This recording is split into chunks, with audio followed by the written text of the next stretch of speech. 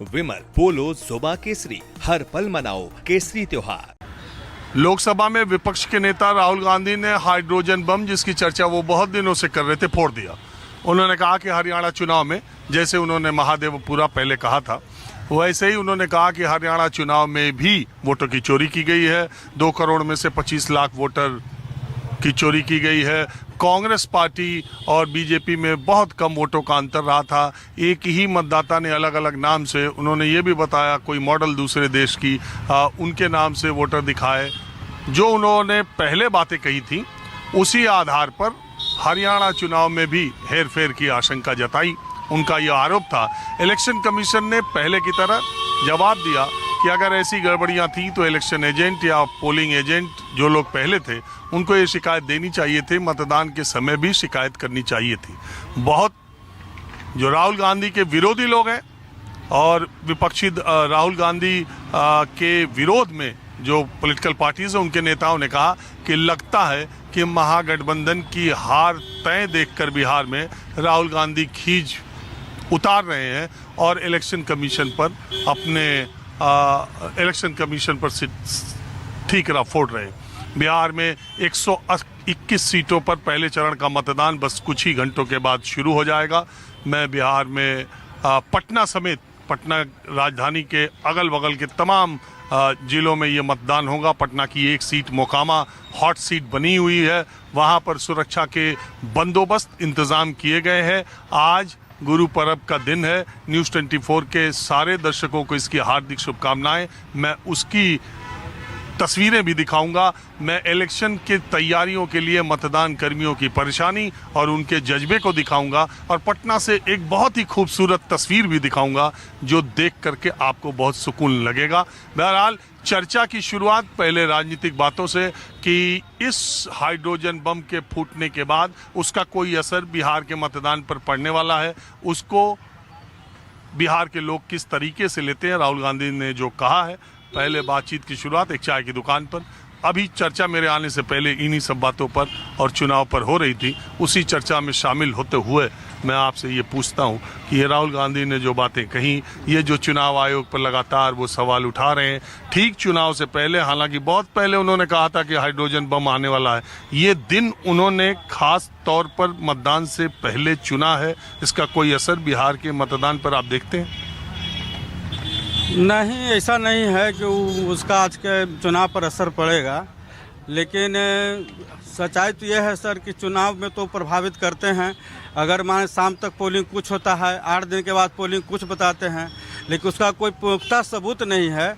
लेकिन बिहार में जो चुनाव हो रहा है सर, वो मुद्दा आधारित है। जो महागठबंधन के नेता हैं वो रोजगार की बात कर रहे हैं, वो बेरोजगारी की बात कर रहे हैं, करप्शन की बात कर रहे हैं और मुद्दा पर लड़ रहे हैं। लेकिन एनडीए के लोग विकास की बात कर रहे हैं। एनडीए के लोग सर विकास की बात कर रहे हैं, तो 20 साल इनका सरकार, 11 साल मोदी जी की सरकार, कोई एक मेजर कंपनी अगर बिहार में लगा दी, 15 साल लालू जी की सरकार, उससे नहीं तुलना कर रहे हैं। नहीं, मोदी लालू जी की सरकार में भी नहीं लगा, ठीक है सर, उनके सरकार में भी नहीं लगा, तो अभी तो 10-20 साल 11 साल पूरा राज आप कर रहे हैं, तो बेरोजगारी कैसे दूर कीजिएगा? आप एन वोट मक पर आपको महिला का रोजगार याद नहीं आया। अब वोट खरीदने के लिए प्रलोभन के रूप में आप 10,000 रुपया उसको आप दे रहे हैं, उधार दे रहे हैं, कर्ज दे रहे हैं। ऐसा नहीं कि उसको फिर लौटाना नहीं है, ये कहीं नहीं कहा गया कि नहीं लौटाना है, उसको लौटाना है। इसलिए एनडीए का जो पैसा पर वोट खरीदने का जो साजिश है, मुद्दा विहीन जो चुनाव लड़ रहे हैं, बेवकूफ़ बना रहे हैं। पूरा बिहार के हर ब्लॉक में, हर अंचल में टोटल जगह करप्शन व्याप्त है और ये सब भुक्तभोगी है, कोई कहे या नहीं कहे सर, सच्चाई। हमारा सवाल ये है कि ये एसआईआर को लेकर के इतना जो शोरगुल हुआ, हमारा सवाल जो ये है मतदाता सूची को लेके, इलेक्शन कमीशन, सुप्रीम कोर्ट ने भी कहा कि ये विपक्षी दल जो है वो क्यों नहीं कोर्ट में आते, उनको पार्टी भी बनाया। और आइए, आपको लगता है कि ये एसआईआर, मतदाता सूची बिहार में जमीनी स्तर पर कोई इलेक्शन का मुद्दा है?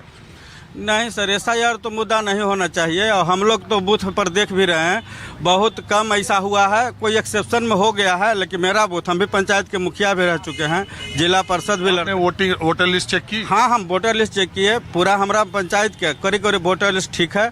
अब 2-4-10 को है सर इधर उधर, तो सर अब किसी का गड़बड़ी से हुआ होगा, बीएलओ करे चाहे छोड़ दे चाहे कुछ करे, लेकिन कल पता चलेगा मतदान केंद्रों पर कि एक्चुअली अपना पंचायत के जहाँ से मुखिया के चुनाव लड़ते हैं वोटर लिस्ट हम सत्यापित किए, करीब करीब वहाँ SIR का मैटर नहीं है, ठीक ठाक है, कुछ आदमी हुआ है, लेकिन सर सरकार माने महागठबंधन के बनेगा।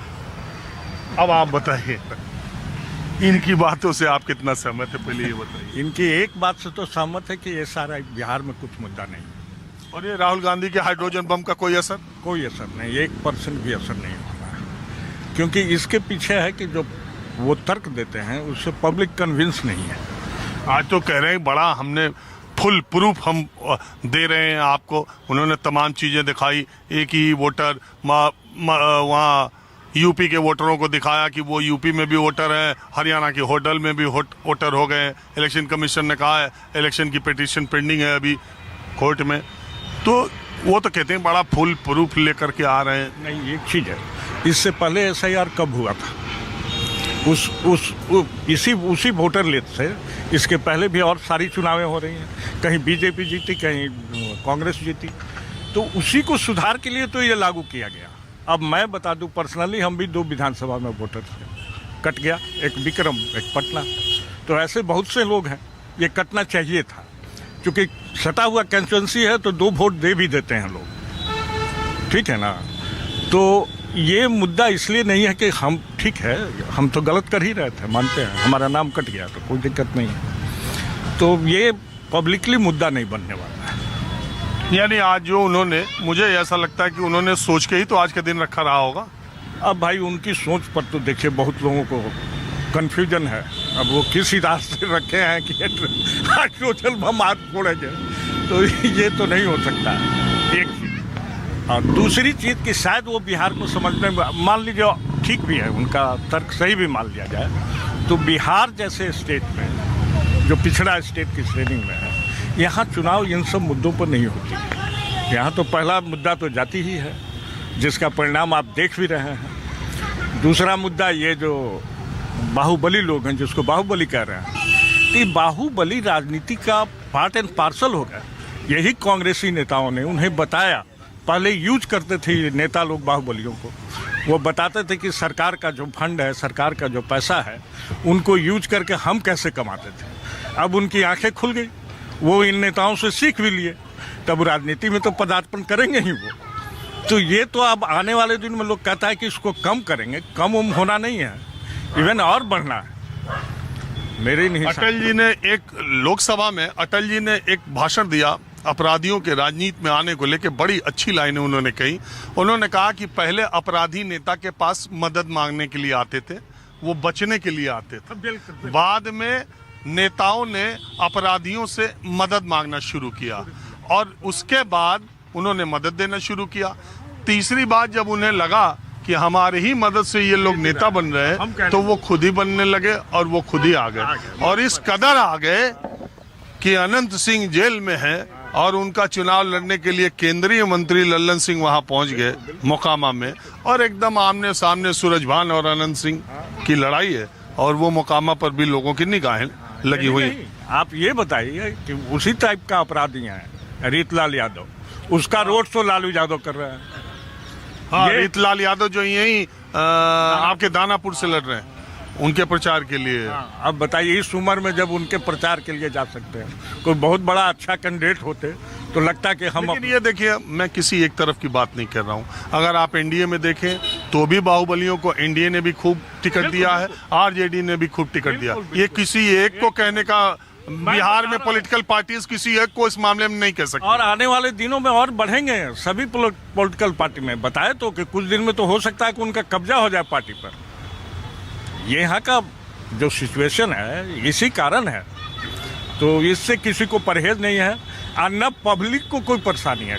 खासियत बिहार की ये जान लीजिए, एक तो है कि वो तो हेल्प करते ही हैं, राजनीति का बाहुबली जो क्रिमिनल है एक दूसरे के प्रायवाची हो गए हैं, लेकिन पब्लिक भी वही कर रही है। जैसे भाई साहब बोल रहे थे, चले गए आपके बोलते वक्त, आपको क्या लग रहा है चुनाव से पहले हवा या माहौल? बिल्कुल क्लियर है, माहौल क्या है, क्लियर है, एनडीए की सरकार बनेगी।